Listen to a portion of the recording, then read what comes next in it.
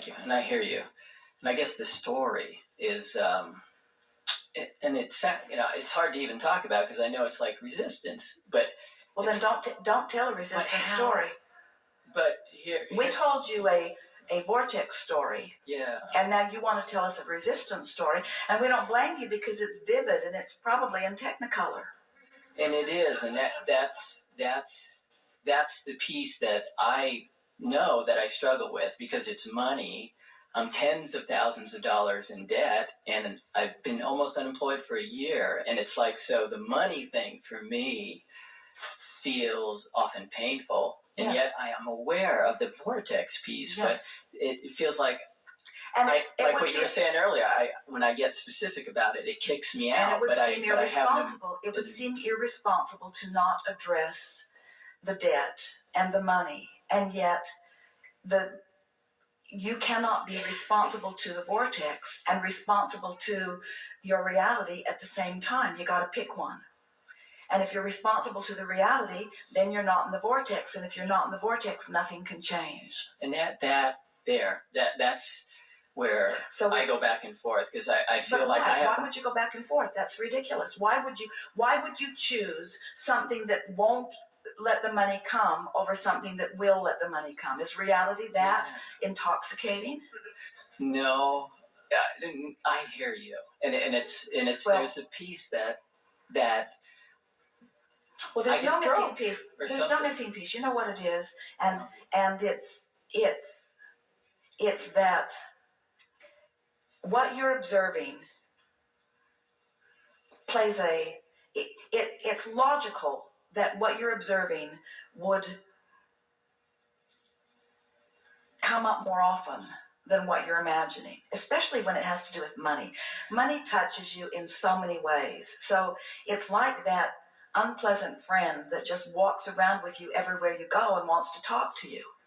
And it's hard for you to keep positive thoughts in your mind because you've got this negative friend who just wants to keep talking negative. And you just wish they'd fall off a bridge, but they won't. They just go everywhere with you, and you just can't shake loose of them. And so you have to make a decision that you're going to sever that friendship for a while. And so when the thought about money comes up, you just look at it and say, hey, I told you I'm not talking to you. I'm not going to talk to you anymore. You're a downer. You bring me down and you keep me out of the vortex. In other words, find some way of making it vivid and real to you. And what we're talking about is determination. What we're talking about is decision. What we're talking about is focus. What we're talking about is willpower. What we're talking about is focusing your mind into the criteria that matters more. And what we want to convey to you is the vortex matters way more than the physical reality. But boy, is that ever a hard sell. Because you all have been so intoxicated about reality. You and almost everybody you know just divides reality up into all kinds of piles and talk about it incessantly. Do you know you even have historical piles?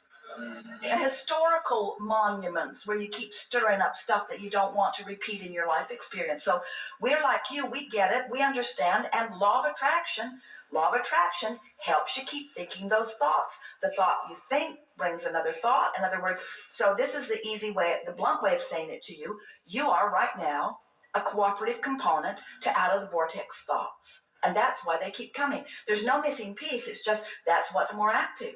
We've been saying for a while, when you pick up any subject, money, health, relationship, the house I live in, the car I drive, the body I walk around in, when you pick up any subject, it has an end of what you don't want and an end of what you do want. And when you activate the subject, it starts buzzing right where you last left it.